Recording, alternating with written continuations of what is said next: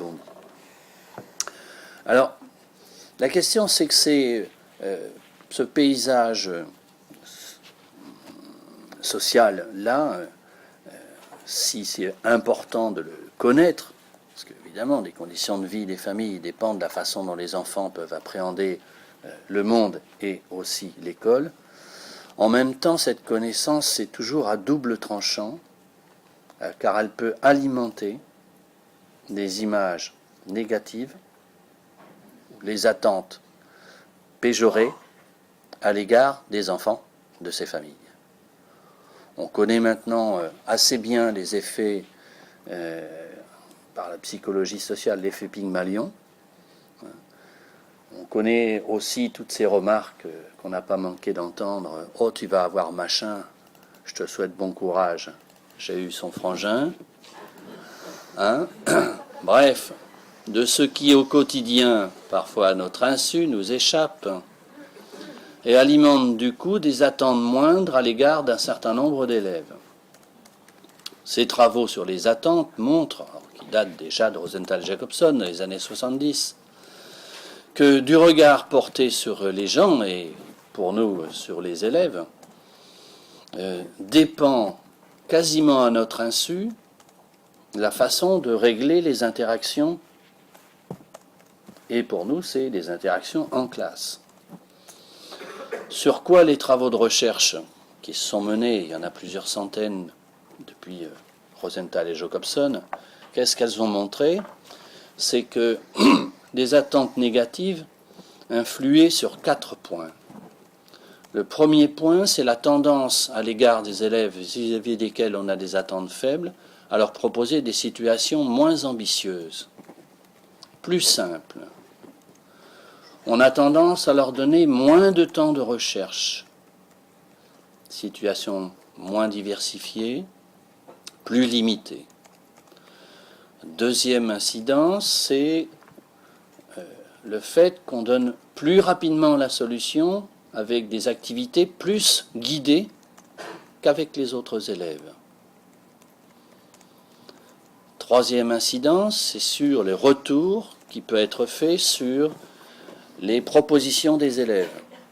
Non seulement on constate que les enseignants reprennent moins appui sur les propositions de ces élèves, et qu'en tendance, les retours faits aux élèves sont plutôt des retours sur leur comportement que sur les contenus qu'on est censé travailler avec eux.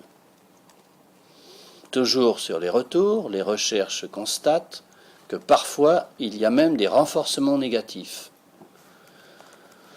Et voilà que les chercheurs demandent aux enseignants « mais vous avez dit à tel élève que c'était bien alors qu'il était complètement out par rapport au contenu travaillé ». Et les collègues disent « ouais, mais déjà au moins cette fois-ci, il a participé en classe ». Autrement dit, à notre insu, avec de tels renforcements, on peut contribuer à installer chez certains élèves l'idée qu'il suffit de donner des gages de sa bonne volonté et d'intervenir pour que ça le fasse. Mais du même coup, les noyer quant aux règles du jeu qui prévalent dans l'enceinte scolaire. Le dernier point sur lequel les recherches nous disent qu'il y a de l'impact, c'est sur les climats socio-émotionnels. C'est tout ce qui est dans le verbal et le non-verbal, en matière d'assurance, de relance, d'atmosphère chaleureuse, ce qu'on pourrait appeler à la fois les interactions avec les uns avec les autres, les plus ou moins grandes proximités physiques, les sourires adressés, les encouragements du regard ou du geste, mais c'est aussi tout ce qui touche à l'ambiance de classe.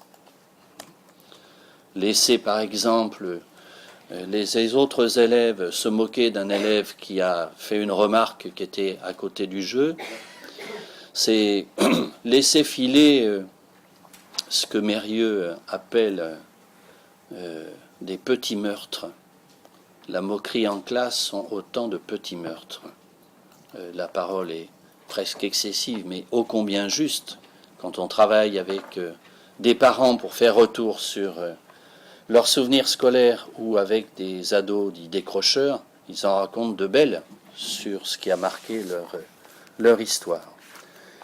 Quelles incidences éducatives, disais-je donc, il nous faut quand même creuser un peu les choses parce que ce qu'on entend parfois, c'est s'exprimer des catégories communes, avec des enfants qui seraient lents, qui seraient peu autonomes, qui manquent de vocabulaire, bref, vous voyez tout un tas de choses qui risquent de glisser vers de l'essentialisme, c'est-à-dire des caractéristiques qui seraient inhérentes à la personne des enfants, quand en fait ce ne sont que des conséquences des expériences et des interactions qu'ils ont pu avoir avec leurs proches.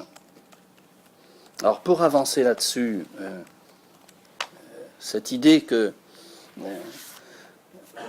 les conditions sociales de vie des familles influent et peuvent peut-être nous aider à comprendre les façons d'être et de faire des élèves.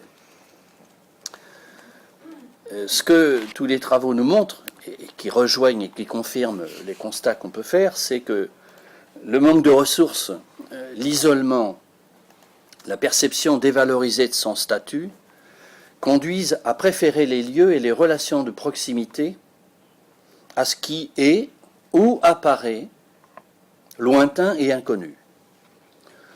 Tous les travaux de sociologie notent ainsi que dans les quartiers populaires, une tendance à l'enfermement dans le familier et à l'entre-soi par crainte des gens, et aussi parfois des enfants, des adolescents, des jeunes, par crainte de ne pas se sentir à sa place.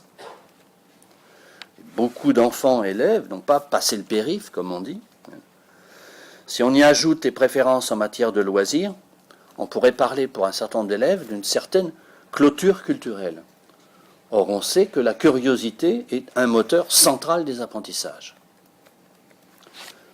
Deuxième point, c'est dans un monde rude, l'affection des enfants est un rempart à la détresse et à l'effondrement. Peut-être que ça pourrait expliquer le comportement de surprotection à la maison et parfois à l'égard de ce qui se passe au dehors. On voit ainsi certains parents qui ont tendance à couvrir leur enfant pour le protéger, se protégeant ainsi de ce qui est perçu comme agression. Et combien de fois j'ai entendu des collègues dire que les parents arrivaient d'abord en ayant envie de mordre. Or, vous savez que c'est le classique de la psychologie sociale. Quand vous êtes dans une situation d'oppression, vous avez deux possibilités, soit la fuite, soit l'agression. Et donc du coup, ça nous invite peut-être à essayer d'avoir un certain nombre de billes pour ne pas réduire les interactions qu'on peut avoir à son expression, mais d'essayer d'en chercher les fondements. Surinvestissement affectif de certains parents, pourrais-je dire, qui peut maintenir l'enfant dans l'immaturité et la toute-puissance infantile. Chacun a constaté la quête affective de certains élèves à notre égard, et en tendance, quand vous regardez l'origine sociale de ces enfants qui sont en quête éperdue d'affection à notre égard, ce ne sont pas n'importe lesquels, alors que le rapport pédagogique exige plus de distance pour que la réflexion ne soit pas excessivement parasitée par les affects. Mais on pourrait aussi parfois penser que la difficulté de certains élèves à gérer leur frustration devant ce qui résiste, à se confronter à des normes, qu'elles soient comportementales ou des normes orthographiques. L'univers scolaire, c'est un univers normé, pas seulement dans les règles qui prévalent dans l'enceinte scolaire, mais aussi dans les objets culturels et conceptuels qui sont proposés à l'apprentissage.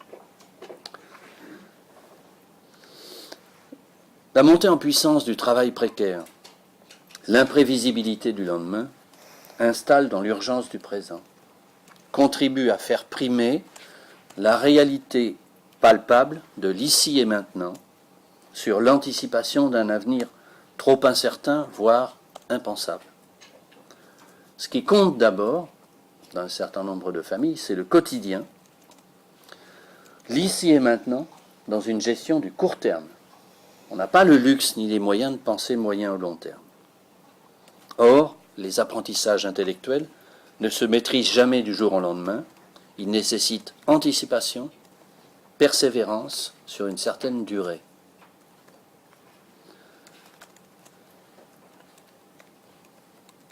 Enfin, l'incertitude des horaires de travail.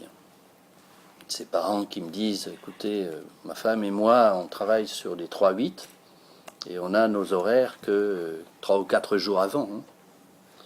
Incertitude des horaires de travail, incertitude parfois pour certains enfants de la présence des adultes, voire de leur comportement, qui est perturbé par les conditions de vie.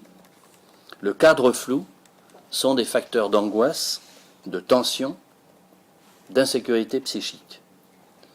L'agitation pourrait n'être que le symptôme de l'angoisse que génère le sentiment de n'être sûr de rien. L'inhibition étant une autre façon de se protéger vis-à-vis de l'inconnu.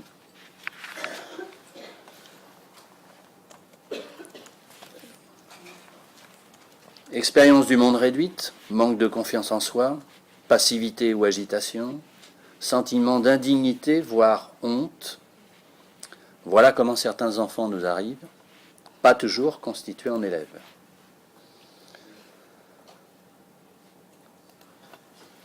Ce qui se construit aussi à travers tout ça, et y compris si j'ai déjà eu l'occasion d'intervenir à Toulouse sur ce sujet, j'ai envie quand même d'en reparler parce que tout ça pèse pour nous aider à comprendre la logique des élèves qui nous sont confiés. La question des attentes des parents touchés par ces situations de grande pauvreté, socialement fragilisés, ce ne sont pas des attentes à l'égard de leurs enfants d'ascension sociale, mais ce sont des attentes à l'égard de l'école vis-à-vis de ce que la vie impose au quotidien. Les travaux qui ont été menés là-dessus convergent sur l'idée que les attentes sont des attentes pratiques. Et donc avec une tendance de pas mal de parents à être critiques à l'égard d'une école qui leur semble transmettre de façon abstraite des savoirs de plus en plus abstraits aux finalités peu claires. On voit bien que l'école telle qu'elle s'est recomposée n'est plus celle qu'ils ont connue. Certains d'ailleurs ne l'ont pas connue ou ont connu une autre école. Si avant l'école du certificat d'études était celle qui formait à l'apprentissage et à la maîtrise des fondamentaux, avec des problèmes de train et de robinet qui fuient, mais en tout cas avec une forte prégnance des poids et mesures, mais avec une école qui était chargée dans cet enseignement initial de former pour quasiment pratiquement toute sa vie, professionnelle et sociale. Aujourd'hui, le curseur s'est largement déplacé. C'est non seulement une ouverture à plus d'élèves, mais avec une hausse qui n'a pas cessé des attendus à l'égard des élèves. On nous demande aujourd'hui à des élèves de cycle 3 de maîtriser des compétences à l'égard des fondamentaux, mais y compris sur des contenus en histoire, en géo, etc., qui avant n'étaient travaillés qu'au niveau du collège et par une part infime de la population, celle qui avait déjà les prérequis culturels et langagiers, à l'égard de l'école. Donc que ce soit difficile, c'est pas étonnant. Et c'est très bien, c'est tant mieux, hein. Mais bon. Donc, disais-je, ces parents à travers l'école, pour eux, il s'agit surtout de sortir de la précarité et de la vulnérabilité, ce qui n'est possible qu'à la condition d'avoir un bon métier. Quand on interroge les parents, on est frappé par qu'ils aient un bon métier, quelque chose dans les mains. Les études longues, on en rêve, mais c'est trop aléatoire, pas toujours rentable, au débouché incertain, lointain. Et on voit bien dans les choix d'orientation, y compris à même note, comment des parents, par exemple, en troisième pour des élèves qui ont des notes de contrôle continu au brevet entre 8 et 10, vous avez 33% des parents de milieu populaire qui maintiennent le choix d'orientation en seconde générale, quand c'est, avec les mêmes notes, 66% des parents des classes supérieures, qui, elles, ne doutent pas un instant des capacités de leurs enfants à aller plus loin dans les études. Donc on voit à tout niveau scolaire ce que Bourdieu appelle l'intériorisation subjective des probabilités objectives. Je vous la refais, pour que vous ayez le temps de noter. L'intériorisation subjective de probabilités objectives. Qu'est-ce qu'il est raisonnable d'espérer pour des gens comme nous? Une mère qui élève seule ses 3 enfants. Ma petite, j'aimerais tellement qu'elle fasse un beau métier. Comme quoi? Je sais pas moi, avocat, notaire, médecin, un temps d'arrêt et elle reprend. Mais pour des gens comme nous, faut pas rêver. Pour des gens comme nous, faut pas rêver. Intériorisation de l'ordre social. Ça pèse très fort. On a le sentiment que si le meilleur est souhaité pour les enfants, il n'est jamais sûr, mais le pire est toujours possible. J'emprunte la formule à Daniel Tin, qui a écrit un si beau bouquin sur l'école et les familles populaires. Le pire est toujours possible. On voit donc que les familles, en choix de cursus, plutôt préféraient la filière professionnelle, plutôt préféraient un CAP, quitte après ce qu'on puisse pousser jusqu'au BEP, puis ensuite, pourquoi pas, si ça marche, avoir des ambitions d'aller jusqu'au bac pro, etc. etc. Donc une façon de penser le niveau d'attente à l'égard de l'avenir, la façon de s'inscrire dans la scolarité, beaucoup plus au pied à pied. Des attentes à l'égard de la scolarité, avec cette idée que pour des parents qui sont eux-mêmes peu allés à l'école ou qui ont mal réussi, ça, quand vous interrogez les parents, c'est vécu de façon honteuse. Et le sentiment d'infériorité ou d'incompétence les conduit à cacher ce qu'ils ressentent comme un manque d'instruction. Et je peux vous dire que c'est quelque chose qui fait trace durablement. Les souvenirs et l'expérience scolaire. Donc, on sait aussi que sur cette base, les relations avec les enseignants sont difficiles, faute de se sentir à la hauteur, avec des interactions qui sont dissymétriques, à la fois sur le plan institutionnel, culturel et langagier. Et les sociologues nous disent qu'ils s'échangent là, dans la rencontre avec les professionnels de l'école, de l'autorité, de la reconnaissance ou de la dénégation de l'autre. Ce qu'on sait encore, c'est que, en matière de suivi scolaire, 2 attitudes sont fréquentes. La délégation. Les parents disent faute d'aller à l'école, nous, on ne veut pas y toucher. Ce n'est pas parce qu'on est indifférent, mais de peur de nuire. Donc, on donne à la grande sœur, à l'entourage, dispositif d'accompagnement à la scolarité, des prérogatives de suivi pour le travail. Alors certains sont dans la délégation et d'autres sont dans le surinvestissement. Ils n'hésitent pas à donner du travail en plus, à surveiller, à contrôler la réalisation des devoirs, mais avec parfois des demandes faites aux enfants qui sont en décalage par rapport à ce que nous, on attend. Et là, ça renvoie évidemment tout un travail de clarification qui serait intéressant d'approfondir.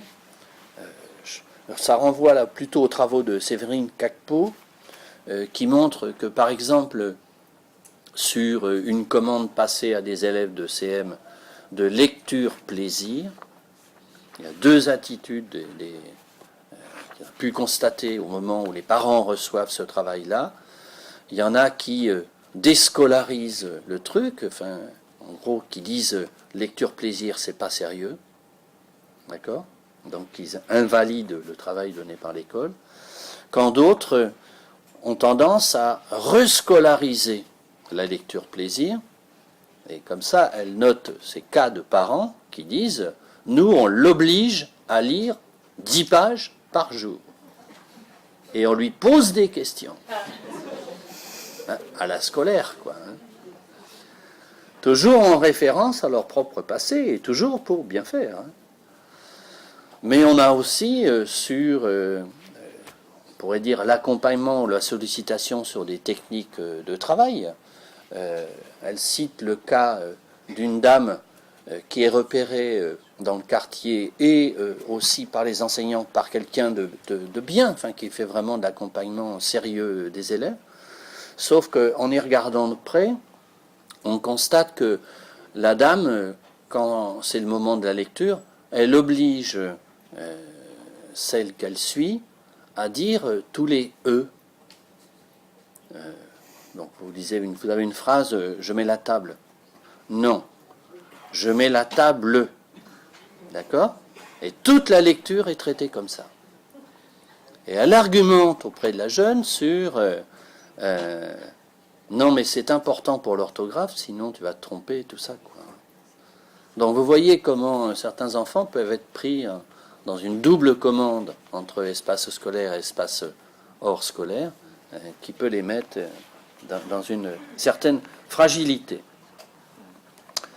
Et donc ce qui se fait à l'école ou pour l'école est jugé selon leurs propres standards. Du coup, on voit bien comment ça plaide pour de l'éclaircissement de l'information et des relations école-famille. Il faut que j'avance un peu plus vite. Les conseils en matière d'apprentissage. Vous penchez l'oreille à la grille de l'école. Sois sage, écoute bien la maîtresse. Pour les familles populaires, souvent, apprendre passe par écouter et travailler en classe pour apprendre.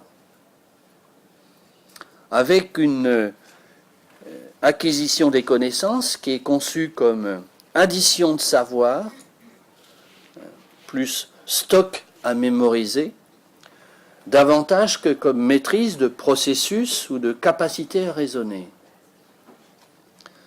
Et là aussi, on va le voir, et les travaux y réfèrent, on a beaucoup de parents qui demandent le soir, en matière d'apprentissage, à leur enfant d'apprendre par cœur. Alors certains qui sont plus élèves, qui sont maintenant adultes, m'ont raconté des souvenirs qui étaient du côté « ma mère me faisait réciter mes leçons, si j'oubliais un mot, elle me dit « tu recommences ». D'accord ? On est bien sur des techniques de mémorisation. Avec des parents qui, après ça, vont interroger leurs enfants, quand d'autres vont les faire réciter. En toute logique. Hein. Et bien sûr, tout ça n'est pas sans incidence sur la façon dont l'école est investie par les élèves, n'est pas sans incidence sur la valeur des contenus qui sont proposés à l'école, et pas sans incidence sur la façon de se positionner dans les apprentissages. Si on regarde, là c'est des propos d'élèves de CE2, quelques propos d'élèves, sur deux questions clés, vous savez, pour l'équipe ESCOL, sur la notion de rapport au savoir, c'est la question des mobiles, qu'est-ce qui m'incite à investir l'école, quelles sont les bonnes raisons d'y être et de l'investir, c'est quand même quelque chose d'assez central. Et la deuxième question clé, c'est celle des moyens, c'est-à-dire qu'est-ce que je mets en œuvre, qu'est-ce que je pense devoir mettre en œuvre pour réussir à l'école. Sur la première question, voilà ce que disent certains élèves. Je ne sais pas si c'est lisible. C'est là où ceux qui ont choisi le fond vont regretter. Ce qu'on sait, c'est que, en tendance, pour aller vite, c'est que certains élèves vivent l'école comme un passage obligé. Je cite souvent cette parole d'un enfant de CP qui me disait à l'école, de toute façon, tu n'as plus le choix, c'est plus les vacances. Donc, quand ils vous disent ça, ou c'est ma mère qui m'a dit qu'elle voulait que... Enfin bon, là encore, on sent bien qu'il y a du motif plus externe qu'interne, et que notre boulot, ça va être d'essayer d'étayer un peu les bonnes raisons d'être à l'école pour que le gamin en fasse son affaire. Donc, les travaux qui ont été menés maintenant, ils datent de 25 ans, depuis la maternelle jusqu'aux classes de BEP, Bac Pro, lycée professionnel, c'est que certains élèves ne justifient leur présence à l'école qu'en fonction de l'obtention de la bonne note, du contrôle du passage de classe ou du métier plus tard. D'accord ? Donc une sorte d'instrumentalisation de l'école, mais pour des motifs scolarocentrés ou professionnels. Et de façon conjointe, des élèves qui n'appréhendent les contenus qui leur sont proposés qu'en termes de est-ce que c'est utile ou pas. Et en tendance, des élèves qui, beaucoup plus que d'autres, ne cessent de poser la question « Monsieur, madame, on apprend ça, ça sert à quoi ?» Ça sert à quoi? Hier, j'étais avec une cinquantaine de collègues sur la région parisienne, sur Bondy, et là, les collègues disaient ça, quoi. Ils disent les élèves n'arrêtent pas de remettre en cause ce qu'on leur propose, quoi.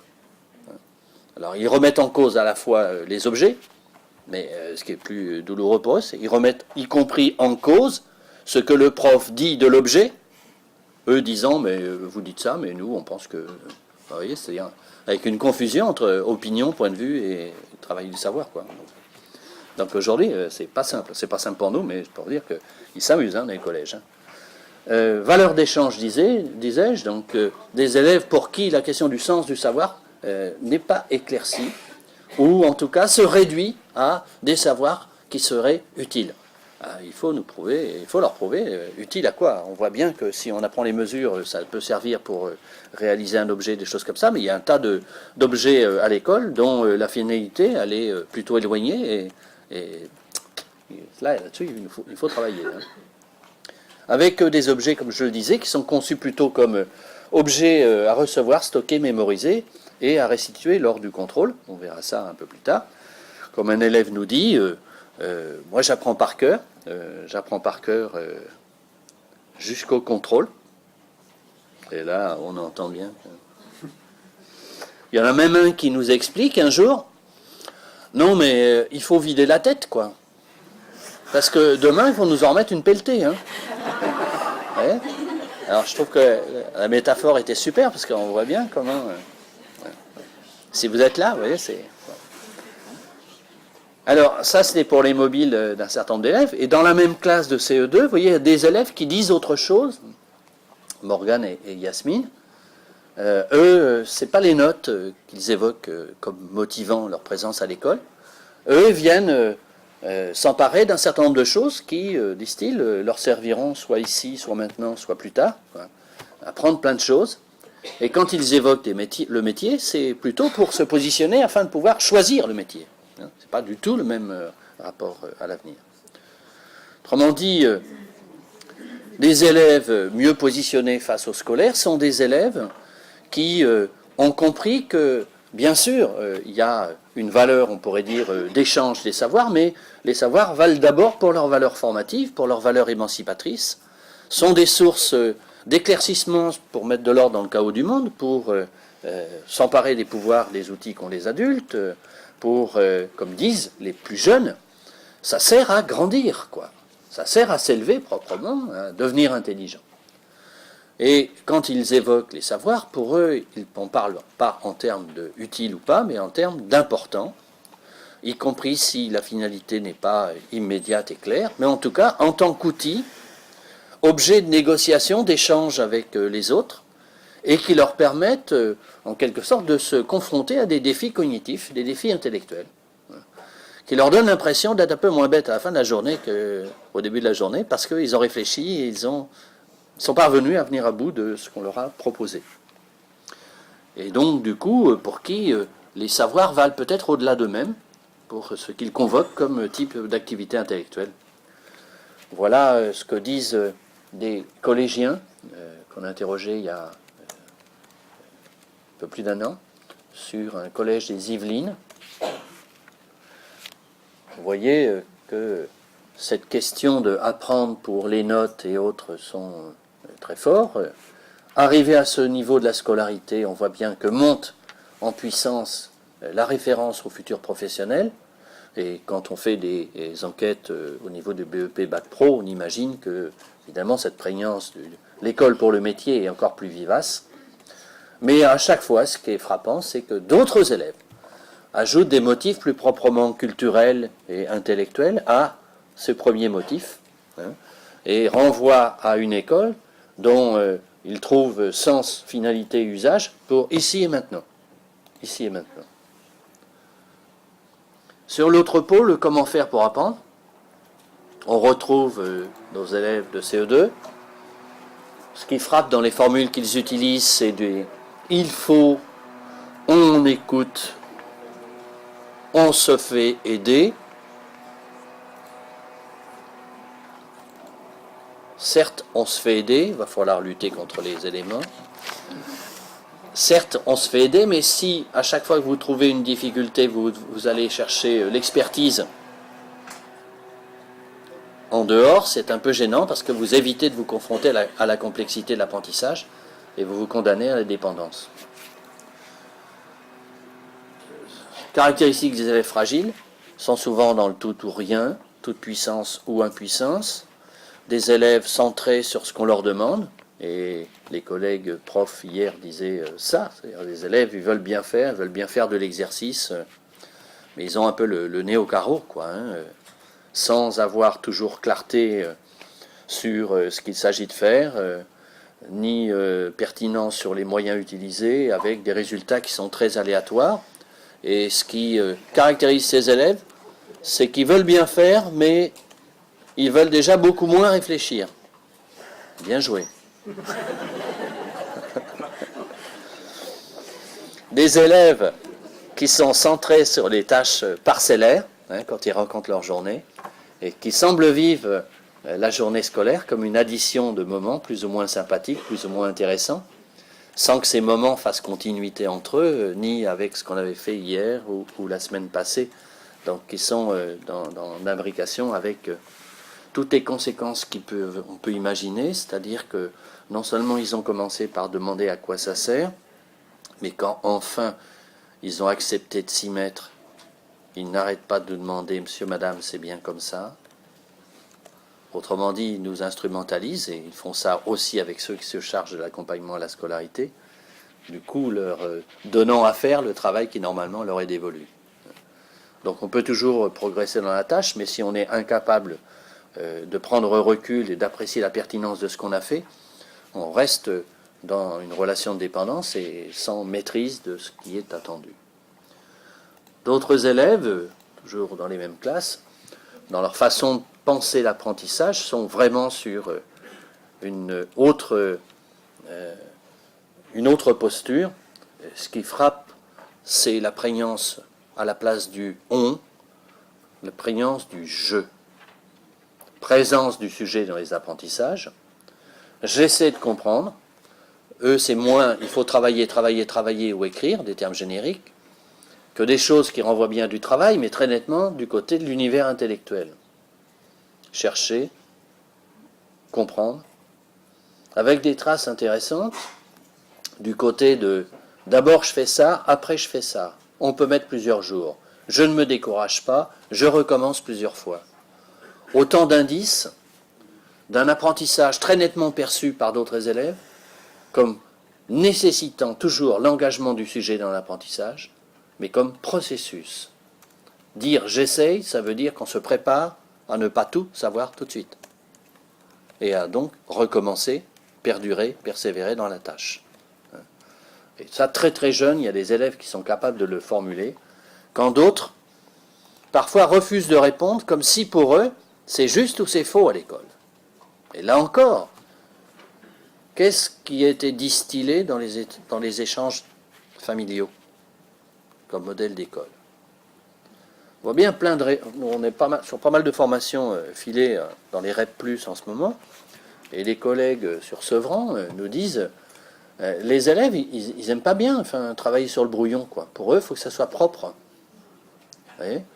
Et on voit bien que ça trouble, compris les parents, quand ils reçoivent depuis l'école des objets qui ne sont pas propres. C'est Daniel Tin qui a dit cette idée. Les critères, les standards du bon travail, pour un certain nombre, c'est le travail soigné et propre, presque indépendamment du contenu et de la pertinence de ce qui est mis en œuvre. Je dis ça parce que du coup, ça nous entraîne à avoir de la vigilance dans ce qu'on laisse sortir de l'école pour ne pas nous disqualifier de légitimer aux yeux d'un certain nombre de parents. Je m'égare. Processus. Deuxième caractéristique des élèves mieux positionnés, derrière la consigne énoncée par l'enseignant, ils anticipent ou cherchent à comprendre ce qu'ils sont en train de faire. Est-ce que c'est quelque chose qu'on a déjà vu? Est-ce que c'est un prolongement? Est-ce que c'est un renforcement? Est-ce que c'est un transfert? Ou est-ce que c'est une nouvelle notion? Vous voyez, se positionner sur ça. Essaye de voir le pourquoi on fait ça. Je cite toujours ce cas des élèves qui, alors que l'enseignante avait demandé aux élèves de dessiner une graine, voilà que certains élèves arrivent avec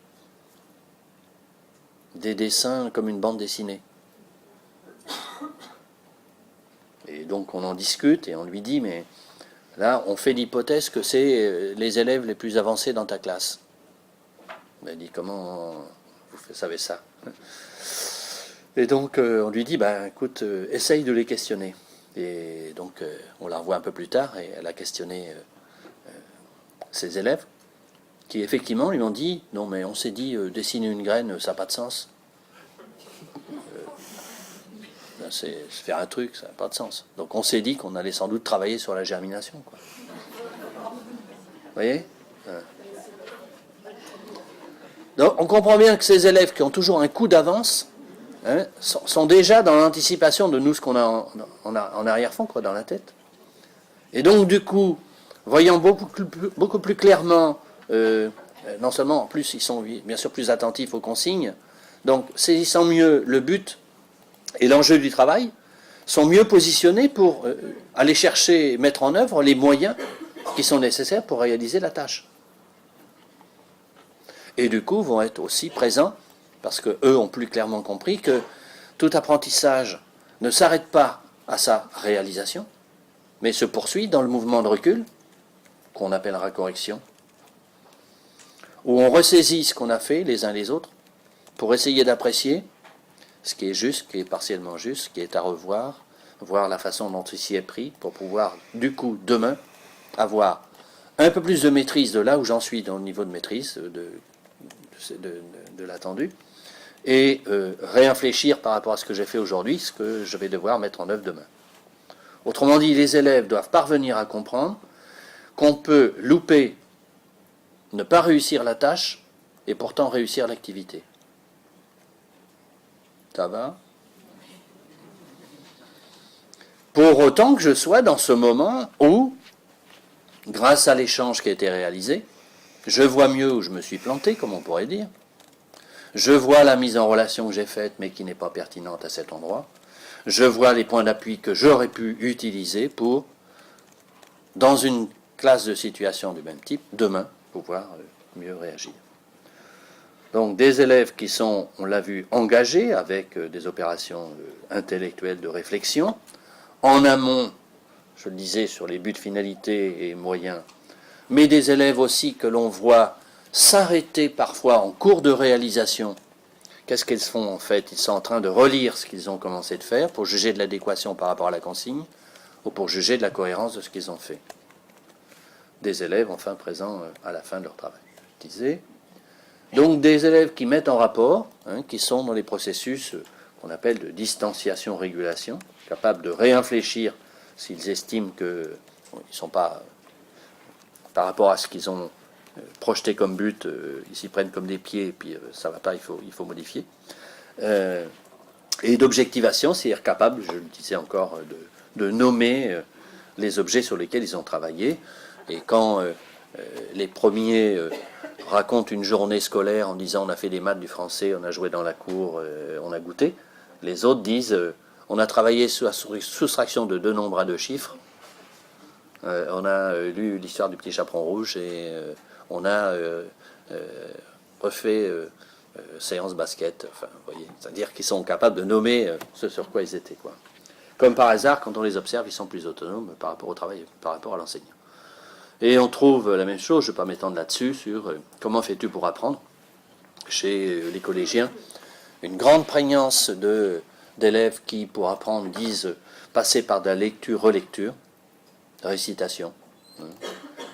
Quand d'autres disent pour apprendre, j'écoute déjà en classe. Ça semble tout bête, mais évidemment, plus ils sont grands, plus ils sont capables de le formuler. Si tu as compris le cours, déjà, c'est plus facile quoi, hein, à apprendre. Des élèves de terminale S qui nous disent, bien sûr qu'à notre niveau, on a des choses à apprendre par cœur, mais dès lors que tu les as comprises, c'est plus facile à mémoriser. Qui nous parlent de techniques en SVT, je fais des schémas. Pour apprendre, je fais une fiche récapitulative, je note l'essentiel. J'essaye de retrouver la logique de la leçon, nous dit un élève, etc., etc. Vous voyez, des techniques qui sont des techniques beaucoup plus opératoires, où cet élève qui dit, pour les leçons d'histoire où il y a beaucoup de données, je ferme mon livre, je ferme mon cahier, j'essaye de retrouver le plan de la leçon. Évidemment, quand vous faites ça, vous retrouvez l'architecture qui vous permet d'organiser la mémoire sémantique et du coup d'étayer une mémorisation durable que vous pourrez reconvoquer dans une situation plus originale. S'exercer, sélectionner, etc.